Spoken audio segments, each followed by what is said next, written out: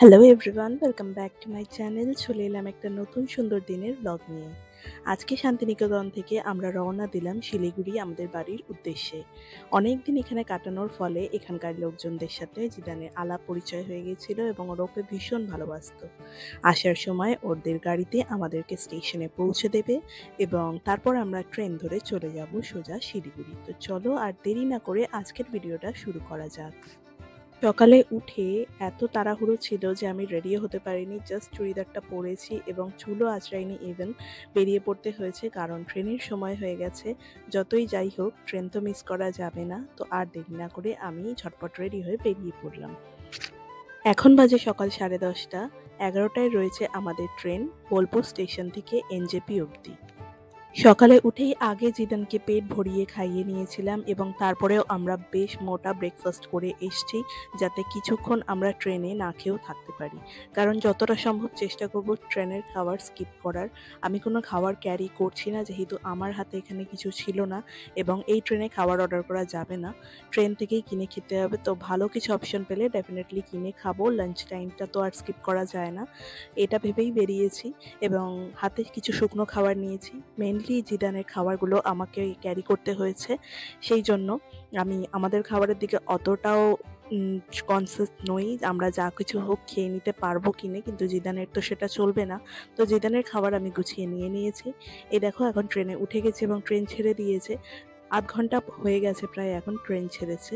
তো জিদানের একটা ফিডিং টাইম ছিল, আমি বাড়ি থেকে দুধ নিয়ে এসেছি, সেটা ওকে আমি খাইয়ে দিলাম। এখান থেকে আস্তে আস্তে দেখছিলাম সারা বীরভূমটায় বন্যা হয়ে গেছে বৃষ্টিতে। এত বৃষ্টি হয়েছে যে কোপাই নদীটি ভরে বাইরে জল চলে এসছে এবং বন্যা দেখা দিয়েছে। ট্রেন থেকে যেতে যেতে এরকম গাছপালা আর ধান জমি দেখতে এত ভালো লাগছিল কি বলবো।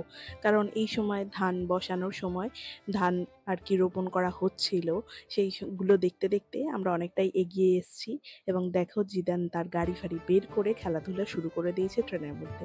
কি করেই বা সময় কাটাবে, আমাদের হাতে রয়েছে মুঠোফোন, কিন্তু ওর কাছে তো সেটা নেই। ওকে আমরা অনেকটা চেষ্টা করছিলাম যতক্ষণ অবধি খেলাবো, ওকে ঘোরাবো ট্রেনের মধ্যেই যতটা পারা যায়, সেটারই চেষ্টা করছিলাম। এবং যে কারণে ওর খেলনাগুলোকে আমাকে হাতের কাছে রাখতে হয়েছে, যাতে ও বোর ফিল না করে। অনেকক্ষণ খেলাধুলার পর জিদানকে আবার ছেড়ে দিতে হলো, একটু ঘোরাফেরা করবে। এই সময় অরিজিৎ ওকে দেখাশোনা করছিল, কারণ ট্রেনটা না ভীষণ দুলছিল, তো ভয় লাগছিল, ওকে ছাড়া যাচ্ছিল না। আর রামপুরহাট পর্যন্ত ট্রেনটা বেশ ফাঁকা ফাঁকাই এসছে। এই রামপুরহাট ঢুকবে, এখানে ট্রেনটা একটু দাঁড়িয়ে যেতে জিদান দেখো জানলা দিয়ে কীরকমভাবে অন্য ট্রেনে যাওয়া আসাগুলো দেখছিল। ও অনেক এক্সাইটেড নিশ্চয়ই। আর এই সময়গুলো দেখলে আমাদের নিজেদের ছোটবেলার কথাও ডেফিনেটলি মনে পড়ে যায়। আমরাও জানলা দিয়ে এইরকমভাবেই দেখতাম। যেতে যেতে একটুখানি লেবু চা খেতে ইচ্ছা করলো, তো সেটা খেলাম। তার ৮ ঘন্টা পর এলো পেয়ারা মাখা, সেটাকেও খেলাম। তো এইরকমভাবেই ভাবছিলাম যে যতটা দূর এগিয়ে যাওয়া যায়। এগুলো তো আর খারাপ খাবার নয়, এগুলো ভালোই।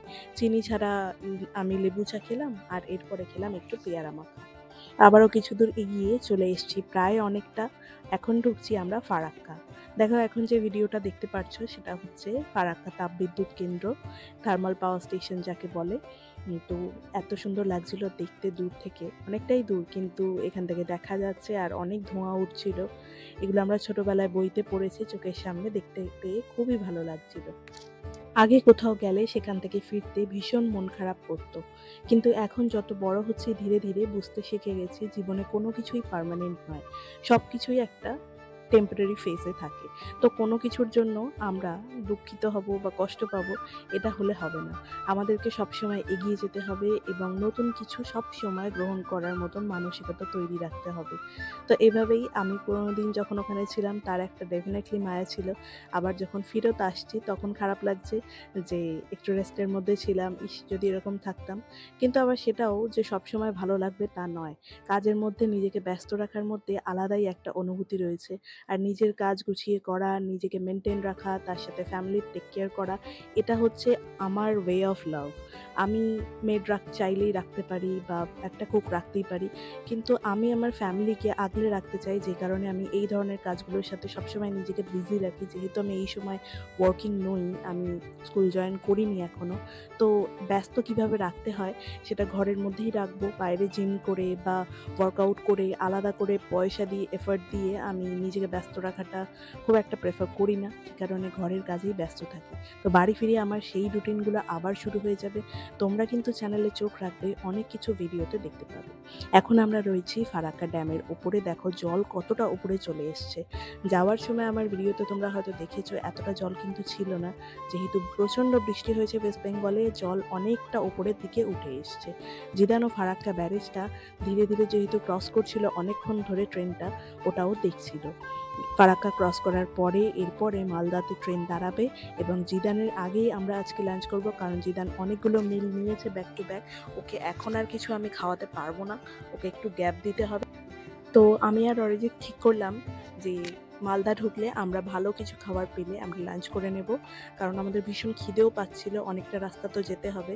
তো মালদাতে প্রায় 15 মিনিট ট্রেন দাঁড়িয়েছিল। তো অরিজিৎ নিজের জন্য নিয়ে এসছে পরোটা আর ঘুগনি, আর আমার জন্য নিয়ে এসেছিল চিকেন আর রাইস। একদম সিম্পল কিন্তু ভীষণ টেস্টি ছিল আমার চিকেন রাইসটা। অরিজিৎ বললো পরোটা তরকারিও ভালো ছিল। তো এটাই আমাদের আজকে দুপুরের লাঞ্চ ছিল। আমরা এটা ভালোভাবে খেয়ে নিয়েছি পেট ভরে, কারণ আমাদের ট্রেন ঢুকতে ঢুকতে সন্ধ্যে 6:30 মতন হয়ে যাবে, অতক্ষণ তো খালি পেটে থাকা যাবে না। তো মালদাতে যখন ট্রেনটা দাঁড়ালো আমরা আমাদের লাঞ্চ করে নিয়ে তারপর যখন ট্রেনটা ছাড়লো জিদানকে আমরা লাঞ্চ করিয়ে দেবো। আমি জিদানের জন্য বানিয়ে নিয়েছি ওটস, ও খুব ভালো খায় ওটস, আর ওটস যেহেতু মিল হিসাবেও দেওয়া যায় বাচ্চাকে, তো আমি এটাকেই চুজ করেছি এখন। তো ওকে খাইটাই দেওয়ার পরে ওকে ঘুমও পাড়িয়ে দিয়েছিলাম, ও ঘুমিয়ে পড়েছে, বেশ আরাম করে ঘুমোচ্ছে, কারণ এসি ভীষণ চিল্ড রয়েছে আর জিদান গরম একদম সহ্য করতে পারে না। ও চিল্ড এসিতে থাকতে খুব পছন্দ করে। তো এসি চলার পরে বেশ খাওয়া দাওয়া তো হয়েই গেছে, আরাম করে এখন মাম্মির কাছে শুয়ে পড়েছে। তো ও শুয়ে পড়ার পরে আমরা একটু দুজন মিলে কফি খেলাম। এরপর অনেকটা দূর এসে গেছি, এখন প্রায় কাছাকাছি বললেই চলে। কিছুক্ষণ যাওয়ার পরে দেখলাম একটা বই বিক্রেতা এসেছিল, তার কাছ থেকে আমি এই বইটা কিনেছি, the art of living alone, Renuka গাভরানির। তো এই বইটা আমি খানিকটা পড়বো, এটা কেনার ইচ্ছে ছিল কিছুদিন ধরে, হাতের কাছে যখন পেয়ে গেছি ভাবলাম যেটুকু রাস্তা বাকি রয়েছে পড়তে পড়তে যাই। আর দেখো যেহেতু আমরা নর্থ বেঙ্গলের কাছাকাছি এসে গেছি, এখানে আসা মাত্রই চারিদিকটাতে সবুজে ঘেরা চা বাগান দেখতে পেলাম। আমরা বইতে পড়েছিলাম যে পাহাড়ের গায়ে ধাপে ধাপে চা চাষ হয়, কিন্তু আমি এখানে দেখেছি ল্যান্ডের মধ্যেও চা চাষ হয় এবং খুব ভালোভাবেই হয়। বিভিন্ন জায়গা জুড়ে রয়েছে এই চা বাগান, এত সুন্দর দেখতে লাগে। এখন যদিও হালকা সন্ধে হয়ে এসছে, তবুও দেখতে খারাপ লাগছে না কিন্তু। আস্তে আস্তে আমরা পৌঁছে গেলাম এনজেপি স্টেশনে। আমাদের আজকের সফর শেষ হলো প্রায় 6.5 ঘন্টা মতন সময় লাগলো। জিদানকে ঘুম থেকে উঠিয়ে আমরা প্রায় স্টেশনে নেমেছি, কারণ ওর ঘুম কিছুতেই ভাঙছিল না, ও বেশ আরাম করে ঘুমিয়ে নিয়েছে। এখন যাব বাড়িতে, টোটো ধরবো এখান থেকে, সোজা পৌঁছে যাব রুমে। রুমে আসার আগে আমরা একটু চাউমিন নিয়ে এসেছিলাম, যেহেতু খুব খিদে পাচ্ছিল। ভাবলাম রুম যদি নোংরা থাকে ক্লিন করতে কতটা সময় লাগবে জানি না, যেহেতু 15 দিন ছিলাম না, এর মাঝখানে ঝড় বৃষ্টি হয়েছে, হয়তো একটু নোংরা থাকবেই, আর ডিনার করতে অনেকটাই লেট হবে। তো ভাবলাম যে না, আমি একটু চাউমিন নিয়ে নিই দোকান থেকে। তো ফুটপাথ থেকেই আমি একটা স্টল থেকে চিকেন চাউ নিয়ে নিয়েছিলাম, সেটা আমরা গিয়ে খেয়ে নিয়েছিলাম। এবং আমি তারপরে কিচেন আর ওয়াশরুম আর ব্যালকনি ভালো করে ওয়াশ করে নিয়েছিলাম, যেহেতু জিদানকে আমাকে তো খুলে দিতেই হবে, ওকে তো আমি একটা রুমে আটকে রাখতে পারবো না। তবে বেডরুম আর লিভিং রুম খুব একটা নোংরা হয়নি, পরিষ্কারই ছিল একদম। যেটুকু ছিল আমি ক্লিন করিয়ে নিয়ে জিদানকে ছেড়ে দিয়ে ফ্রেশ করিয়ে তারপরে আমি জিদানের জন্য ডিনারটা আমি বানিয়ে নিয়েছিলাম এবং ওকে আমি খাইয়ে দিয়ে নিয়েছিলাম। আর আমাদের জন্য অর্ডার করেছিলাম বাইরে থেকে, কারণ এতটা জার্নি করার পরে আমার রান্না করার একদমই এনার্জি ছিল না, যেহেতু টুকটাক ক্লিনিং তো করতেই হয়েছে। ভাবলাম দেরি না করে আমরা তাড়াতাড়ি খাওয়া দাওয়া করে দিনটা আজকে এন্ড করি, যা হবে আগামীকাল থেকে আমি আবার রান্না শুরু করব।